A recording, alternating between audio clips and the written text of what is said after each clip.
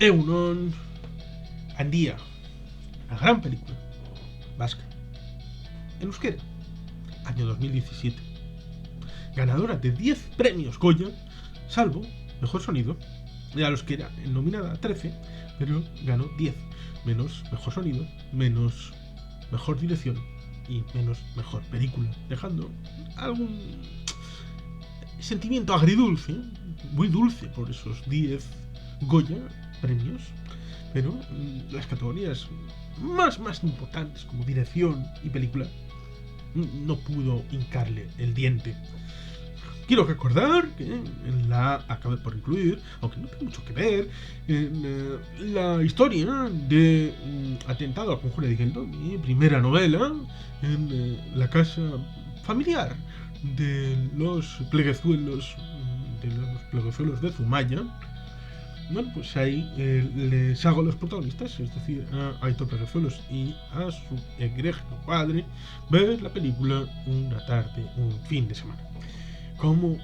homenaje a esta película. Es una película que trata de una historia del siglo XIX, como se diría, basados en hechos reales.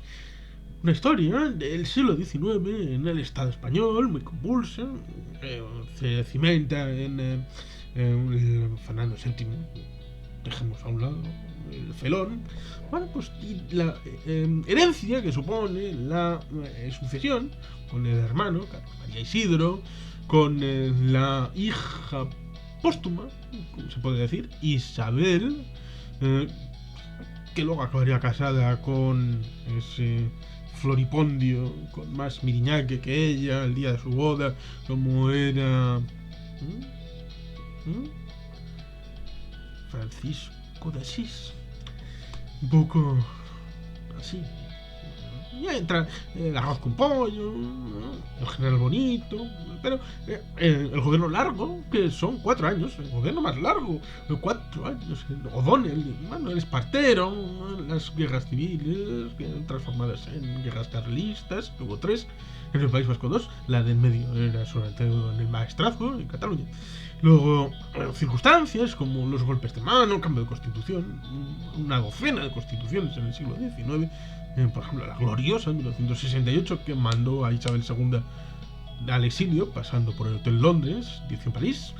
Luego, Amadeo Saboya, un siglo XIX muy estresante. Y es en ese contexto en el que en la Primera Guerra, en un caserío de Guipúzcoa, tenemos a un padre y 2 hijos. Y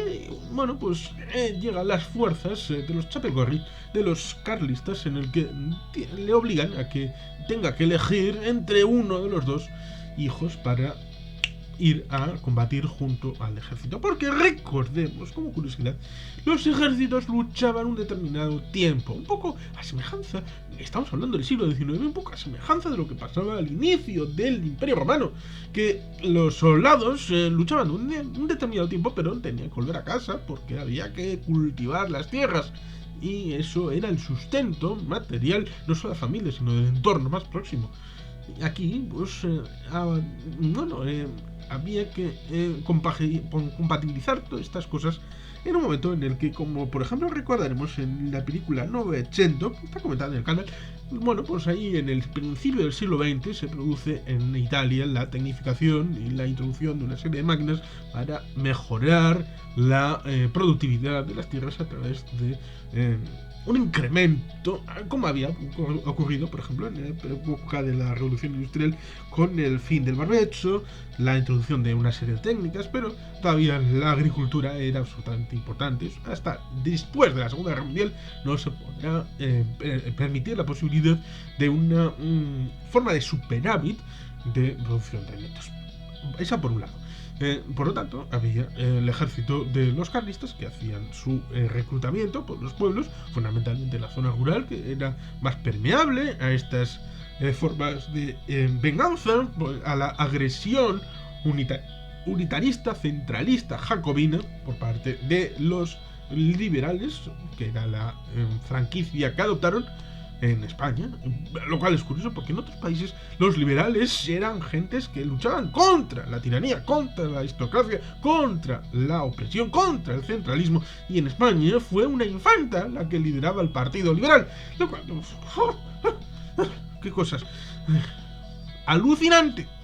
Alucinante, es poco. Pero bueno, es España, como dijo aquel ministro de Información y Turismo, Spain is different, very different, mucho different y muy different. Bueno, pues ahí está. La realidad en la que, bueno, ahí se juega con la ambigüedad de a cuál de los dos tenían que ir, el otro cede, quién cede, el otro, y más allá. Pero uno de los dos hermanos es uno que es un poco bobalicón y empieza a crecer y mide más de 2,5 metros,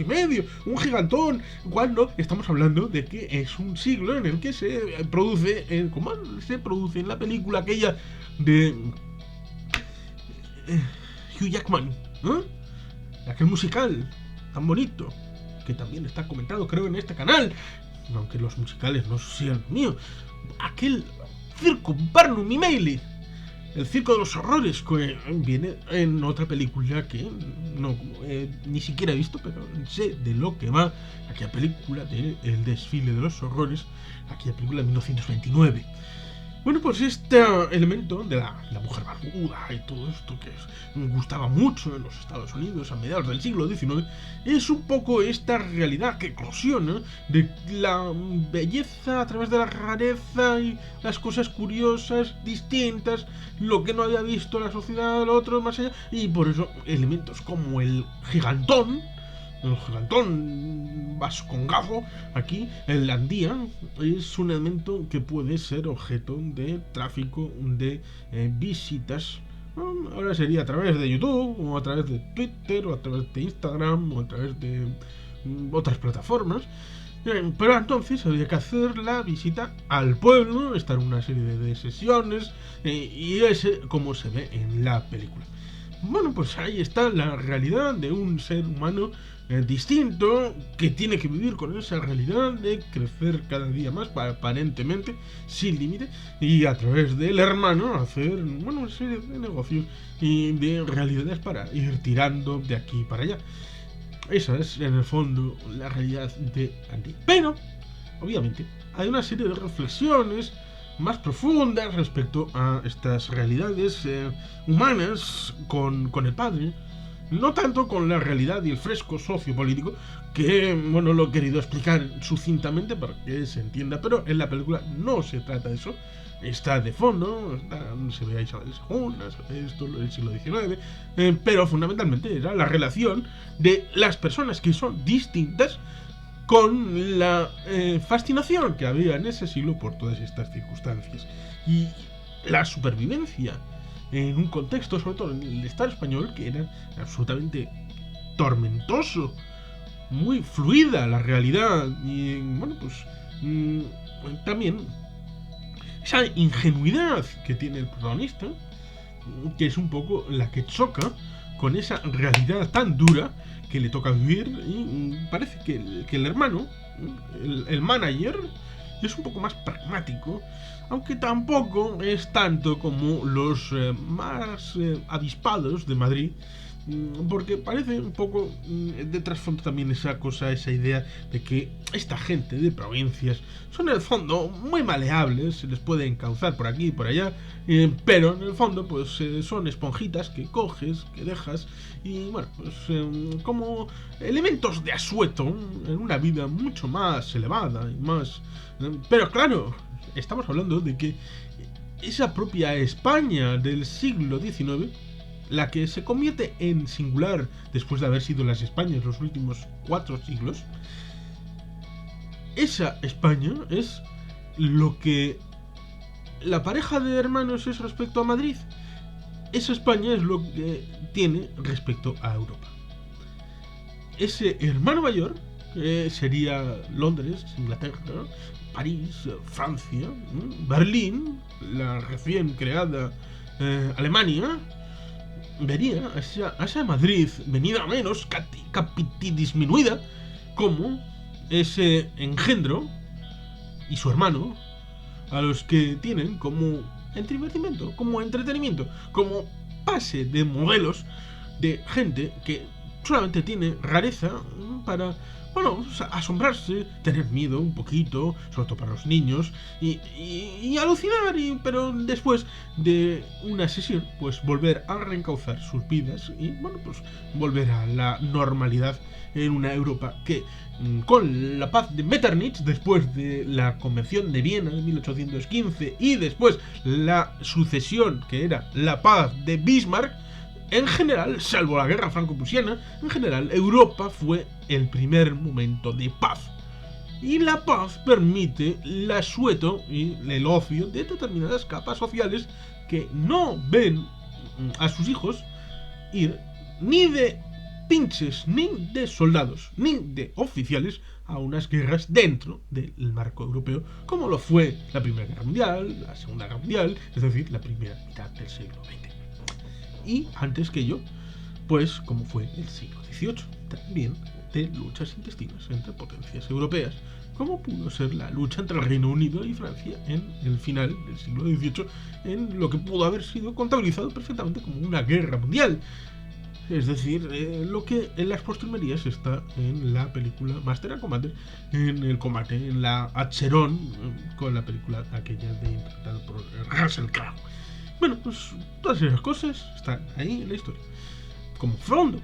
como fondo y fresco para esta gran película, muy vasca, muy intensa y con unos personajes que tienen su jugo y merecen no solamente el respeto, sino la reflexión acerca de la trascendencia, porque tiene muchas capas de significante y de lectura intercambiables en otras épocas, en otras situaciones, en otras geografías, para que no solamente sea concebida como una película, estos Artaburus del Vascongago, país del norte y de las montañas que están medio tarados y hablan un idioma raro. No. Es interesante y por eso creo que supieron verla y valorarla en certámenes y en la propia sociedad a la hora de ponerla en valor. Eso es lo que yo quisiera transmitir, que es una película a la que se le puede atribuir un valor importante, una historia que merece consideración y que prefiero no decir mucho más, sino invitar a que andía esta película de 2017 y que fue premiada con 10 premios Goya en la gala de febrero del 2018, merece ser vista, ser aprovechada y ser reinterpretada en cuanto a la aproximación de cada uno. Por tanto, recomiendo que la busquen, que la vean y que hagan un poco como mis protagonistas en Atentado con Juradillo. Es decir, darle una oportunidad. Si es que no la han hecho ya. Y sin más, es que ricasco, agur bat, beti helpian.